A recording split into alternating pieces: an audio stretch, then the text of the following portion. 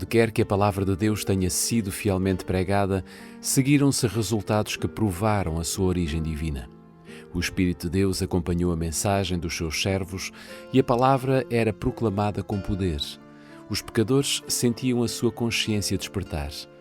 A luz que ilumina todo o homem que vem ao mundo iluminava os íntimos recantos da sua alma e as coisas ocultas das trevas eram reveladas. O coração e o espírito eram possuídos por uma profunda convicção, convenciam-se do pecado, da justiça e do juízo vindouro. Tinham a intuição da justiça de Jeová e sentiam terror de aparecer com a sua culpa e impureza perante aquele que examina os corações. Com angústia exclamavam: quem me livrará do corpo desta morte? Ao revelar-se a cruz do Calvário como o infinito sacrifício pelos pecados dos homens, viram que nada, a não ser os méritos de Cristo, seria suficiente para a expiação das suas transgressões. Apenas esses méritos poderiam reconciliar os homens com Deus. Com fé e humildade, aceitaram o Cordeiro de Deus que tira o pecado do mundo.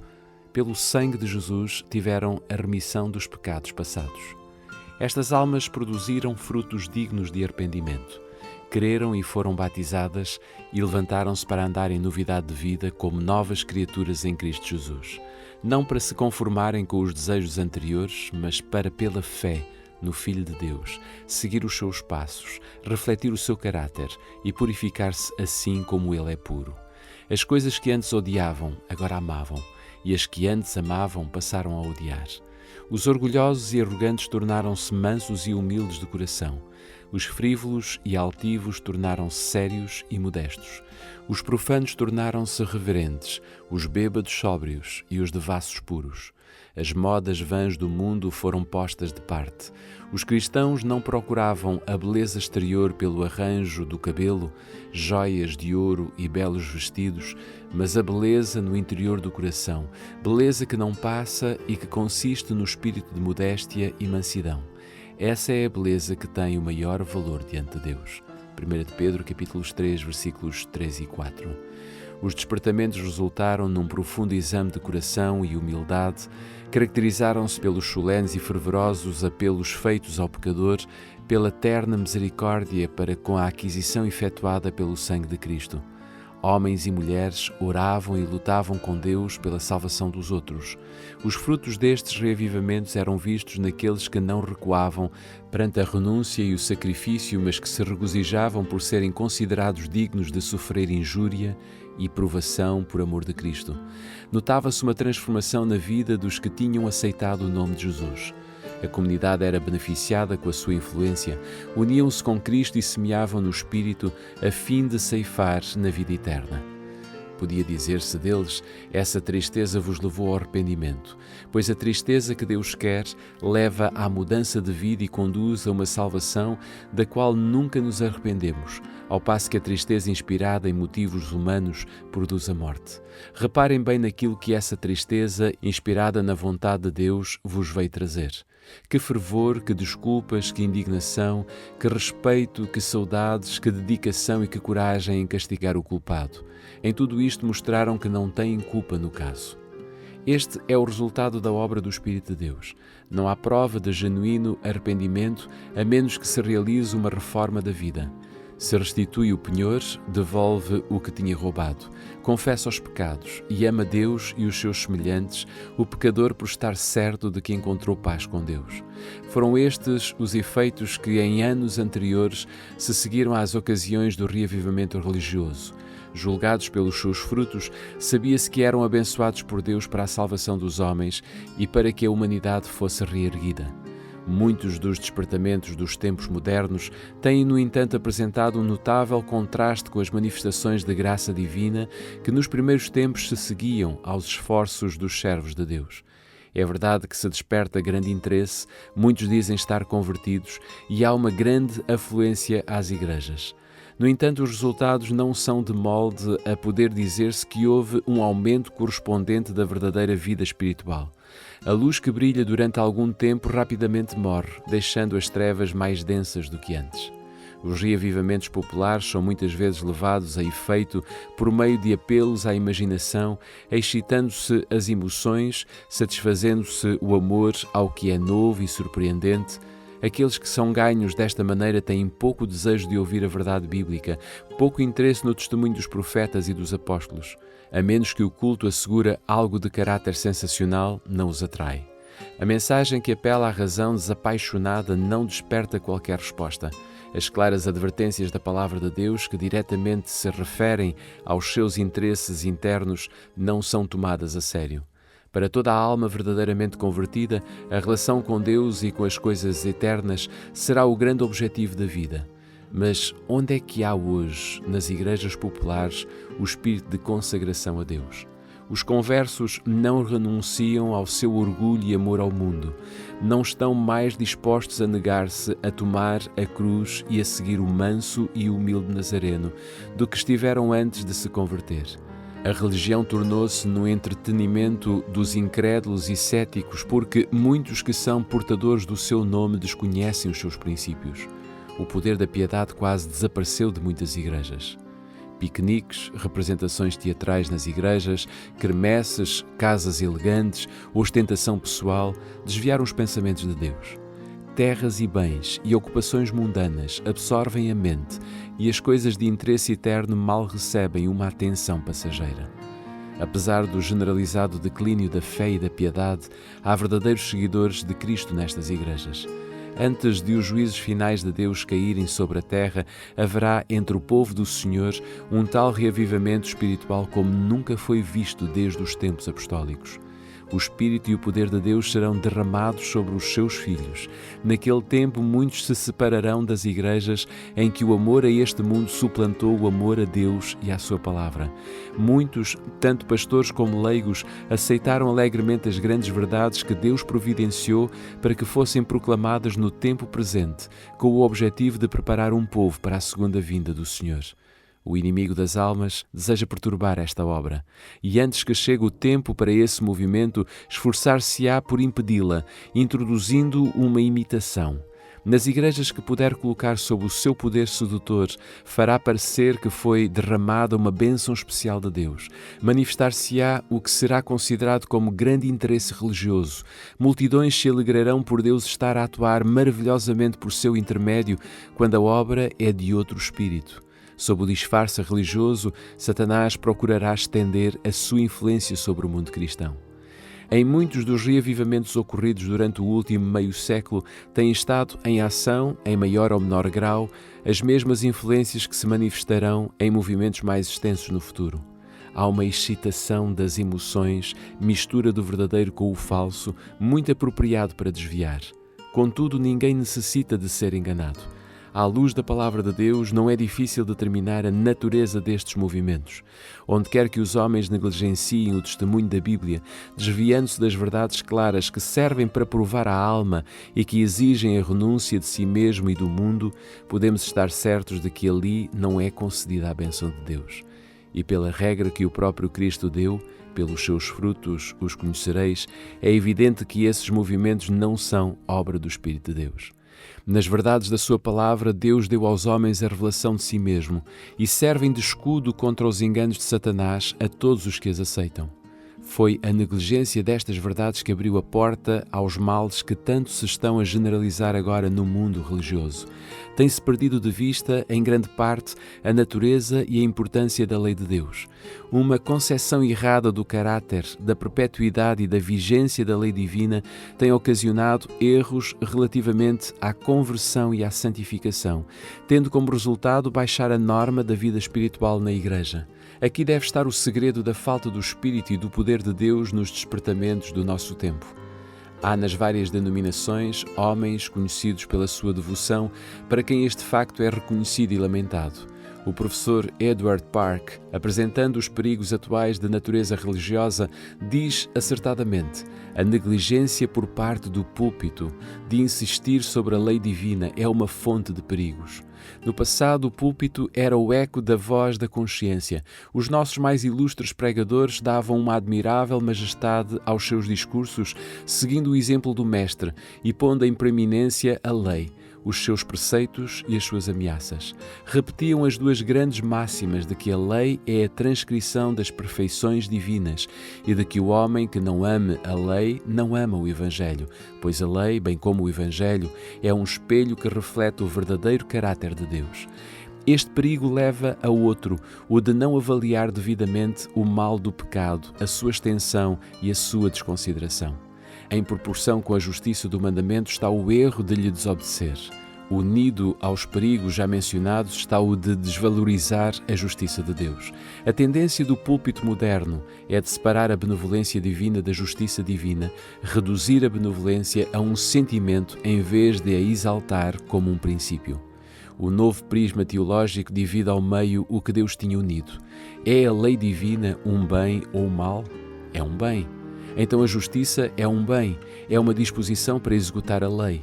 Por causa do hábito de desvalorizar a lei e a justiça divinas e o alcance e a desvalorização da desobediência humana, os homens facilmente resvalam para o hábito de depreciar a graça que providenciou a expiação do pecado.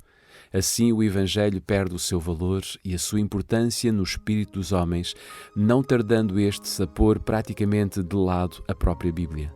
Muitos mestres religiosos afirmam que Cristo, com a sua morte, aboliu a lei e por isso os homens estão livres das suas reivindicações. Há alguns que a representam como um jugo penoso e, em contraste com a servidão da lei, apresentam o usufruir da liberdade sob o Evangelho. Não foi, porém, assim que profetas e apóstolos consideraram a santa lei de Deus. Disse Davi: andarei em liberdade, pois busquei os teus preceitos. Salmo 119, versículo 45. O apóstolo Tiago, que escreveu depois da morte de Cristo, refere-se ao decálogo como a lei real e a lei perfeita da liberdade. Tiago capítulo 2, versículo 8 e capítulo 1, versículo 25. E o escritor do Apocalipse, meio século depois da crucificação, pronuncia uma bênção aos que guardam os seus mandamentos para que tenham direito à árvore da vida e possam entrar na cidade pelas portas. Apocalipse capítulo 22, versículo 14. A declaração de que Cristo, através da sua morte, aboliu a lei do Pai não tem fundamento. Se tivesse sido possível mudar a lei ou pô-la de parte, não teria sido necessário que Cristo morresse para salvar o homem da punição do pecado. A morte de Cristo, longe de abolir a lei, prova que ela é imutável. O Filho do Homem veio para engrandecer a lei e torná-la gloriosa. Disse ele: não pensem que eu vim para acabar com a lei. Enquanto o céu e a terra existirem, nem uma letra, nem sequer um aceno se hão de tirar da lei. Mateus capítulo 5, versículos 17 e 18. E com relação a si próprio ele declara: deleite-me em fazer a tua vontade, ó Deus meu. Sim, a tua lei está dentro do meu coração. Salmo capítulo 40, versículo 8. A lei de Deus, pela sua própria natureza, é imutável. É uma revelação da vontade e do caráter do autor. Deus é amor e a sua lei é amor. Os seus dois grandes princípios são amor a Deus e amor ao homem. O cumprimento da lei é o amor. O caráter de Deus é justiça e verdade. Esta é a natureza da sua lei. Diz o salmista: a tua lei é a verdade. Todos os teus mandamentos são justiça. Salmo 119, versículo 142 e versículo 172. E o apóstolo Paulo declara: a lei é santa e o mandamento santo, justo e bom. Romanos capítulo 7, versículo 12. Esta lei, como a expressão do pensamento e da vontade de Deus, devem ser tão duradoura como o seu autor. A obra da conversão e santificação é reconciliar os homens com Deus, pondo-os em harmonia com os princípios da sua lei. No princípio, o homem foi criado à imagem de Deus. Estava em perfeita harmonia com a natureza e com a lei de Deus. Os princípios da justiça estavam escritos no seu coração. O pecado, porém, afastou-o do Criador. Já não refletia a imagem divina. O coração estava em guerra com os princípios da lei de Deus. A inclinação da carne é inimizade contra Deus, pois não é sujeita à lei de Deus, nem em verdade o pode ser. Romanos capítulo 8, versículo 7. Mas Deus amou o mundo de tal maneira que deu o seu Filho unigênito, para o homem poder reconciliar-se com Ele. Através dos méritos de Cristo, Ele pode restabelecer a sua harmonia com o Criador. O coração deve ser renovado pela graça divina e deve receber nova vida, vinda de cima. Esta mudança é o novo nascimento, sem o que diz Jesus: o homem não pode ver o reino de Deus. O primeiro passo na reconciliação com Deus é a convicção do pecado. O pecado é a transgressão da lei. Está escrito em 1 João capítulo 3, versículo 4. Pela lei vem o pleno conhecimento do pecado. Romanos capítulo 3, versículo 20. Para ver a sua culpa, o pecador deve testar o seu próprio caráter pela grande norma divina de justiça. É um espelho que mostra a perfeição de uma forma de viver justa, capacitando o pecador para ver os seus defeitos de caráter. A lei revela ao homem os seus pecados, mas não providencia o remédio. Ao mesmo tempo que promete vida ao obediente, declara que a morte é a parte que cabe ao transgressor. Apenas o Evangelho de Cristo pode livrar da condenação ou da contaminação do pecado. Deve arrepender-se diante de Deus, cuja lei transgrediu, e ter fé em Cristo e no seu sacrifício expiatório. Obtém assim remissão dos pecados passados e torna-se participante da natureza divina. É filho de Deus, tendo recebido o Espírito de adoção, pela qual clama: Abba, Pai. Estaria agora na liberdade de transgredir a lei de Deus? Diz Paulo, quer isto dizer que por causa da fé nós negamos todo o valor da lei? De modo nenhum. Pelo contrário, reconhecemos à lei o seu verdadeiro valor. Romanos capítulo 3, versículo 31. Nós que morremos para o pecado, como poderíamos viver ainda no pecado? Escreveu o apóstolo Paulo em Romanos capítulo 6, versículo 2. E João declara: o amor de Deus consiste em cumprirmos os seus mandamentos, e os seus mandamentos não são um peso. 1 João capítulo 5, versículo 3. No novo nascimento, o coração é posto em harmonia com Deus ao colocar-se em conformidade com a sua lei. Quando esta poderosa transformação se efetua no pecador, este passou da morte para a vida, do pecado para a santidade, da transgressão e rebelião para a obediência e lealdade. Terminou a velha vida de afastamento de Deus, começando a nova vida de reconciliação, de fé e amor. Então a justiça da lei cumpre-se em nós, que não andamos segundo a carne, mas segundo o Espírito. E a linguagem da alma será: quanto amo a tua lei, é a minha meditação todo o dia. Salmo 119, versículo 97. A lei do Senhor é perfeita e restaura a alma. Sem a lei, os homens não têm uma concepção justa da pureza e da santidade de Deus ou da sua própria culpa e impureza. Não têm verdadeira convicção do pecado e não sentem necessidade de arrependimento. Não vendo a sua condição perdida como transgressores da lei de Deus, não se compenetram da necessidade do sangue expiatório de Cristo. A esperança da salvação é aceita sem a mudança radical do coração ou a reforma da vida. São assim abundantes as conversões superficiais e unem-se às igrejas multidões que nunca se uniram a Cristo. Por outro lado, teorias erradas sobre a santificação, resultantes da negligência ou da rejeição da lei divina, ocupam um lugar proeminente nos movimentos religiosos desta época. Essas teorias não só são falsas no que se refere à doutrina, mas também perigosas nos seus resultados práticos. E o facto de serem geralmente tão bem aceites torna duplamente essencial que todos tenham uma clara compreensão do que as Escrituras ensinam a esse respeito. A verdadeira santificação é a doutrina bíblica. O apóstolo Paulo, na carta à igreja de Tessalónica, declara: esta é a vontade de Deus, a vossa santificação.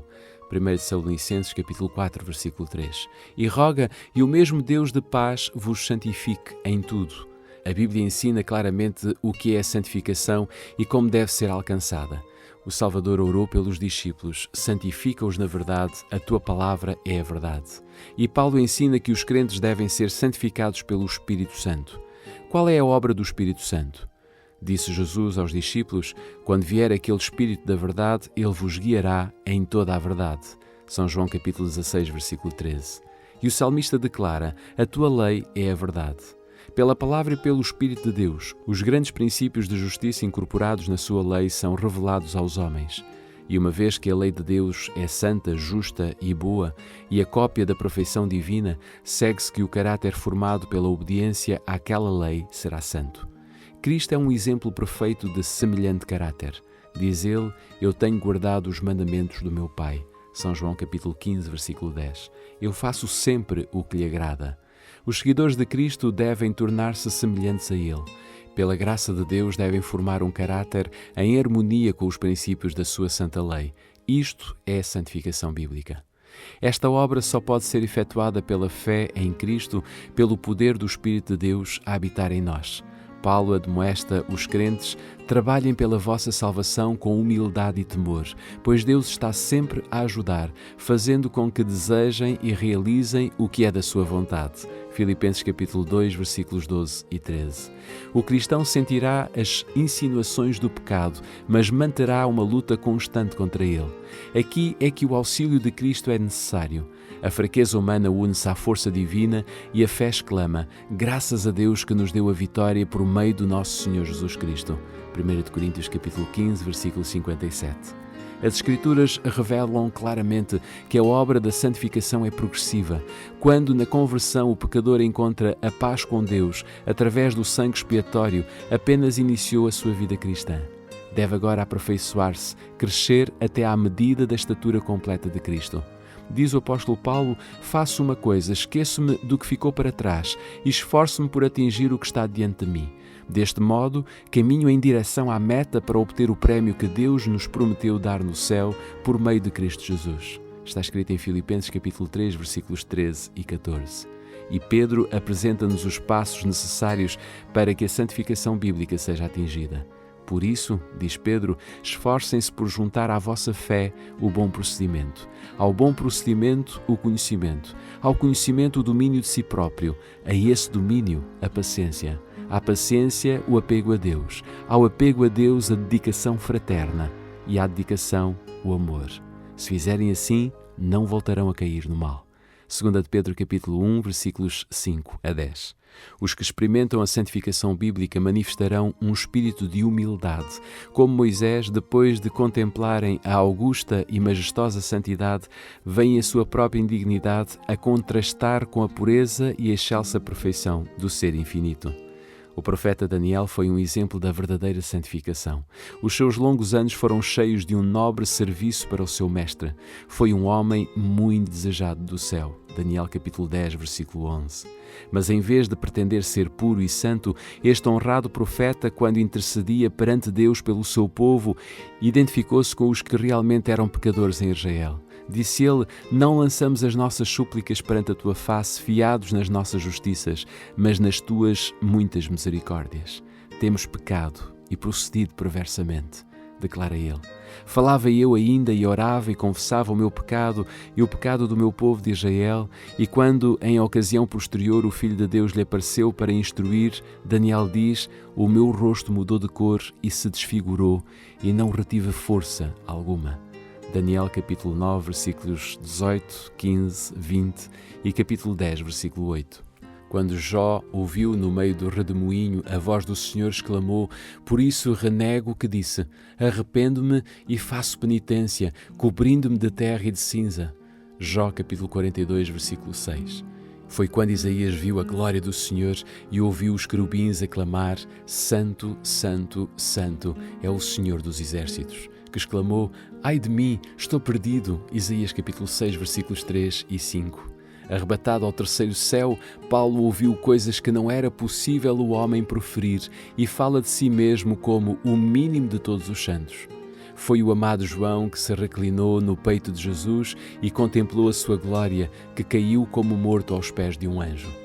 Não pode haver exaltação própria, orgulhosa pretensão à libertação do pecado por parte dos que andam à sombra da cruz do Calvário. Estes sentem que foi o seu pecado que causou a agonia, que quebrantou o coração do Filho de Deus, e este pensamento levá-los-á à humilhação própria. Os que vivem mais perto de Jesus discernem mais claramente a fragilidade e a condição pecaminosa do ser humano, e a sua única esperança está nos méritos de um Salvador crucificado e ressurgido. A santificação que agora adquire preeminência no mundo religioso traz consigo o espírito de exaltação própria e o desrespeito pela lei de Deus, os quais a estigmatizam como estranha à religião da Escritura Sagrada. Os seus defensores ensinam que a santificação é uma obra instantânea pela qual apenas mediante a fé alcançam a perfeita santidade. Creiam tão somente, dizem, e a bênção será vossa. Não acham necessário nenhum outro esforço por parte de quem recebe. Ao mesmo tempo, negam a autoridade da lei de Deus, insistindo que estão livres da obrigação de guardar os mandamentos. Mas será possível aos homens serem santos de acordo com a vontade e o caráter de Deus, sem estarem em harmonia com os princípios que são a expressão da sua natureza e vontade e que mostram o que lhe é agradável? O desejo de uma religião fácil, que não exige esforço, renúncia nem ruptura com as loucuras do mundo, tem tornado popular a doutrina da fé e apenas da fé. Mas o que diz a palavra de Deus? Declara o apóstolo Tiago: que importa, meus irmãos, alguém dizer que tem fé, se a não põe em prática? Essa fé terá algum valor para ele? Ó homem insensato, queres ver como a fé sem obras é inútil? O nosso antepassado Abraão foi considerado justo ao oferecer o seu filho Isaque em sacrifício. Não foi pelas palavras que ele mostrou a sua fé? Vês tu como a fé tem de ir acompanhada pelas obras, e é por elas que se mostra se a fé é verdadeira ou não. Vejam, portanto, que é pelas obras que cada um é considerado justo por Deus, e não somente pela fé. Tiago capítulo 2, versículos 14 a 24. O testemunho da palavra de Deus está contra esta doutrina perigosa da fé sem as obras. Não é fé pretender o favor de Deus sem cumprir as condições necessárias para que a graça seja concedida. Isso é presunção, dado que a fé genuína fundamenta-se nas promessas e disposições das Escrituras. Ninguém se engane pensando que se pode tornar santo enquanto transgride voluntariamente um dos mandamentos de Deus. Cometer um pecado conhecido faz silenciar a voz do Espírito e separa a alma de Deus. Porque pecado é a transgressão da lei. E qualquer que peca, transgride a lei. Não o viu nem o conheceu. Está escrito em 1 João capítulo 3, versículo 6. Embora João, nas suas epístolas, trate de forma tão ampla a questão do amor, não hesita, todavia, em revelar o verdadeiro caráter dessa classe de pessoas que pretende ser santificada enquanto ao mesmo tempo vive a transgredir a lei de Deus. Aquele que diz, eu conheço e não guarda os seus mandamentos, é mentiroso e nele não está a verdade.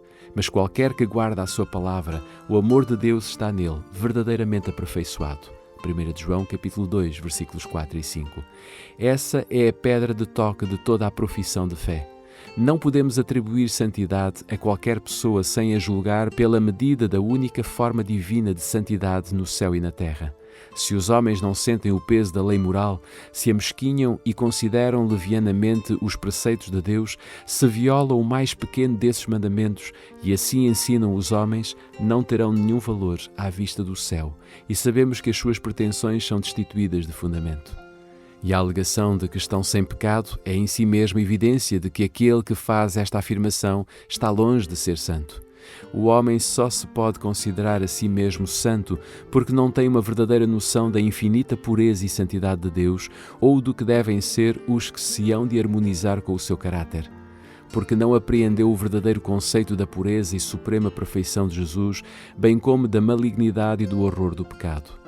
Quanto maior a distância entre ele e Cristo e quanto mais impróprias forem as suas concepções do caráter e dos requisitos divinos, tanto mais justo parecerá aos seus próprios olhos. A santificação apresentada nas Escrituras compreende todo o ser, espírito, alma e corpo. Paulo orou pelos Tessalonicenses para que em todo o seu espírito, alma e corpo fossem plenamente conservados e irrepreensíveis para a vinda do nosso Senhor Jesus Cristo. Outra vez, escreve ele aos crentes, rogo-vos, pois, irmãos, pelas misericórdias de Deus, que apresenteis o vosso corpo por sacrifício vivo, santo e agradável a Deus. Romanos capítulo 12, versículo 1. No tempo do antigo Israel, toda a oferta levada como sacrifício a Deus era cuidadosamente examinada. Se se descobria qualquer defeito no animal apresentado, este era rejeitado, pois Deus recomendara que a oferta fosse sem mancha. Assim se ordena aos cristãos que apresentem o corpo por sacrifício vivo, santo e agradável a Deus. Para fazerem isto, todas as faculdades devem ser conservadas na melhor condição possível.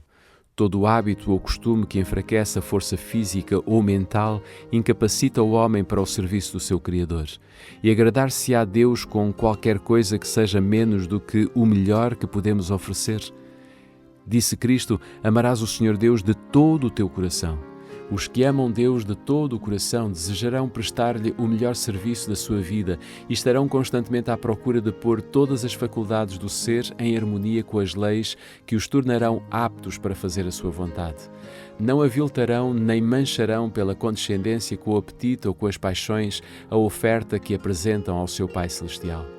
Diz Pedro: peço-vos que se afastem dos desejos mundanos que estão contra o Espírito.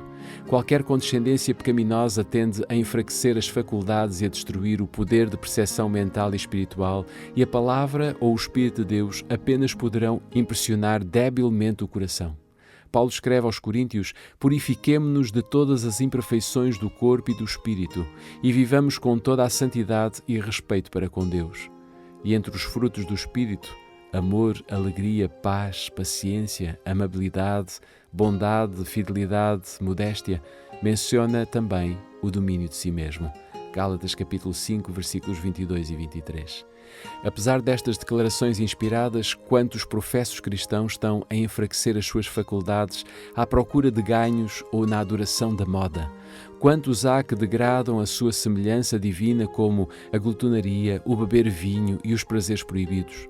E a Igreja, em vez de reprovar, muitas vezes promove o mal, apelando para o apetite, para o desejo de lucro ou para o amor ao prazer, a fim de encher os seus cofres, que o amor a Cristo é demasiado fraco para suprir.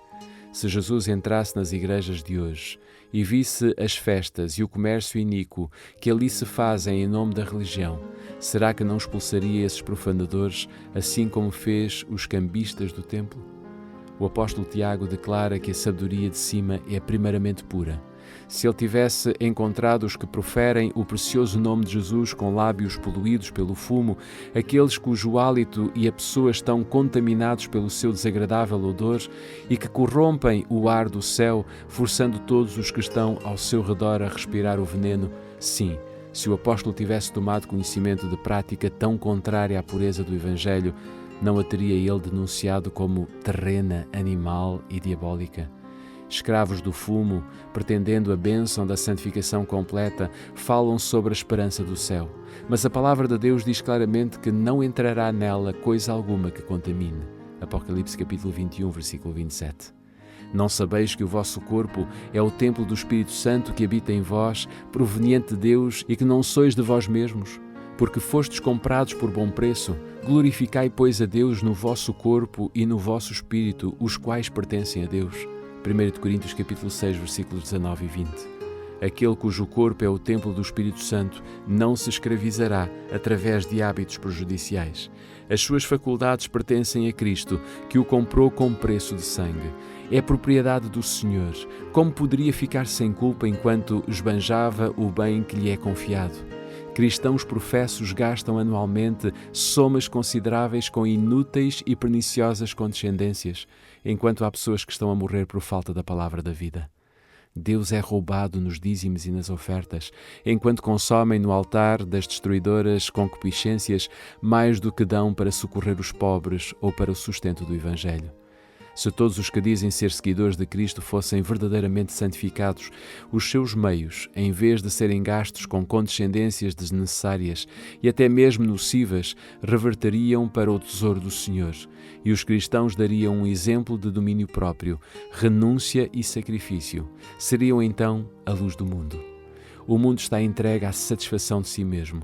A concupiscência da carne, a concupiscência dos olhos e a soberba da vida dominam as massas populares. Os seguidores de Cristo, porém, possuem uma vocação mais elevada. Retirai-vos do meio deles. Separai-vos, diz o Senhor. Não toqueis em coisas impuras. À luz da palavra de Deus, estamos autorizados a declarar que não pode ser genuína a santificação que não opere a completa renúncia de todo o desejo pecaminoso e dos prazeres do mundo.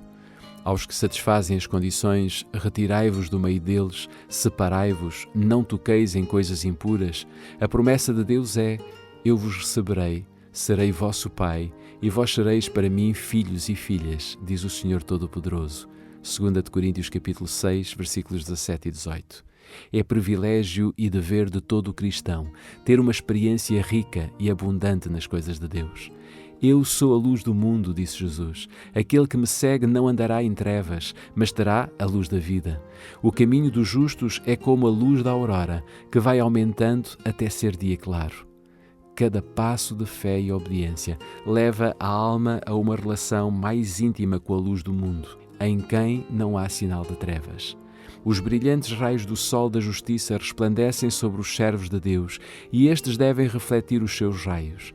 Assim como as estrelas nos falam de uma grande luz no céu, com cuja glória refulgem, assim também os cristãos devem mostrar que há no trono do universo um Deus, cujo caráter é digno de louvor e imitação.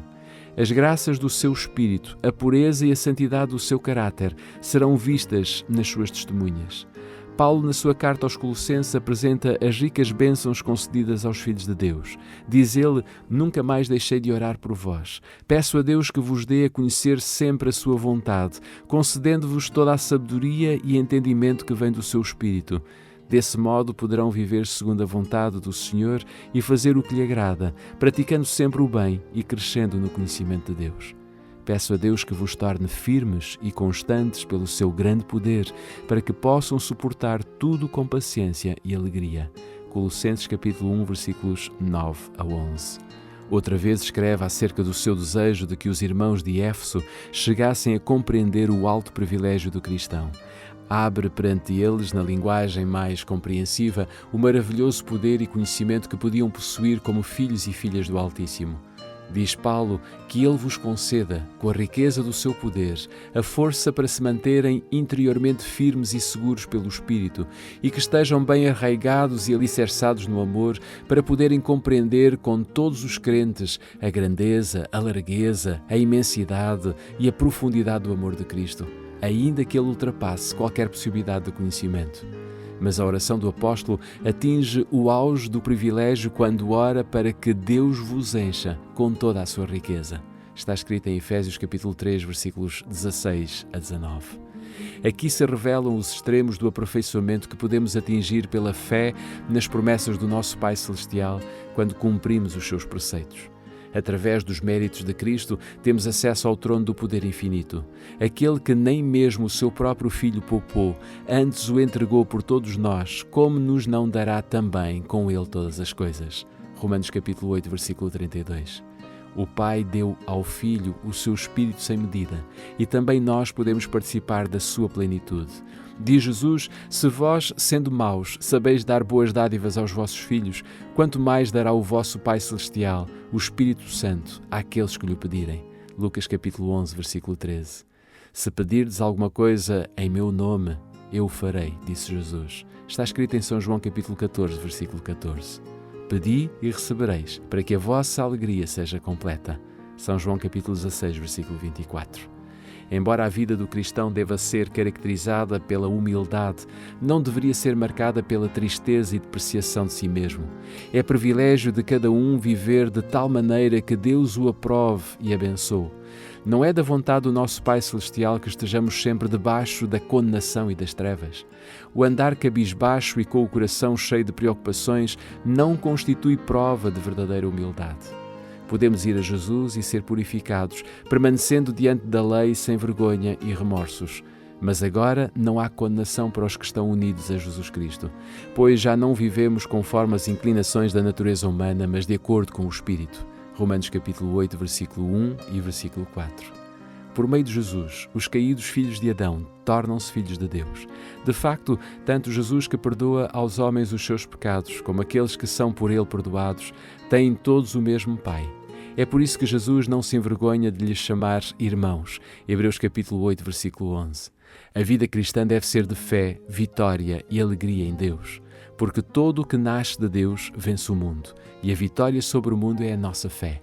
1 João capítulo 5, versículo 4. Com razão, Neemias, o servo de Deus, disse: na alegria do Senhor está a vossa força. Neemias capítulo 8, versículo 10. E Paulo escreveu: tenham sempre alegria no Senhor. Repito, tenham alegria. Filipenses capítulo 4, versículo 4. Vivam sempre em alegria e em oração, e deem graças a Deus por tudo. Esta é a vida que Deus quer de vós em união com Cristo Jesus. 1 Tessalonicenses capítulo 5, versículos 16 a 18. São estes os frutos da conversão e santificação bíblica, e é por os grandes princípios da justiça apresentados na lei de Deus serem considerados pelo mundo cristão com tanta indiferença que esses frutos são tão raramente testemunhados. É por isso que se manifesta tão pouco dessa profunda e estável obra do Espírito de Deus, a qual assinalava os reavivamentos em anos anteriores. É pela contemplação que somos transformados. Que espanto poderá haver no consequente declínio da viva piedade da Igreja, negligenciando os preceitos sagrados nos quais Deus revelou aos homens a perfeição e a santidade do seu caráter e atraindo o espírito do povo aos ensinos e às teorias humanos? Diz o Senhor: afastaram-se de mim, fonte de água viva, e cavaram cisternas com fendas, que não podem conservar a água. Jeremias capítulo 2, versículo 13.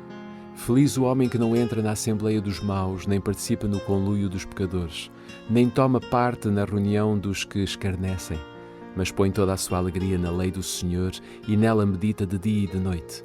Ele é como uma árvore plantada à beira da água, que dá o seu fruto na estação própria, cujas folhas não murcham, e tudo o que produz é bom. Salmo capítulo 1, versículos 1 a 3. É apenas à medida que a lei de Deus for restabelecida à sua correta posição que poderá haver um reavivamento da primeira fé e da vida espiritual entre o seu povo. O Senhor insiste convosco. Perguntem qual é a melhor estrada, o caminho de justiça, essas veredas antigas por onde costumavam andar. Vão por elas e acharão repouso para as vossas almas. Jeremias capítulo 6, versículo 16.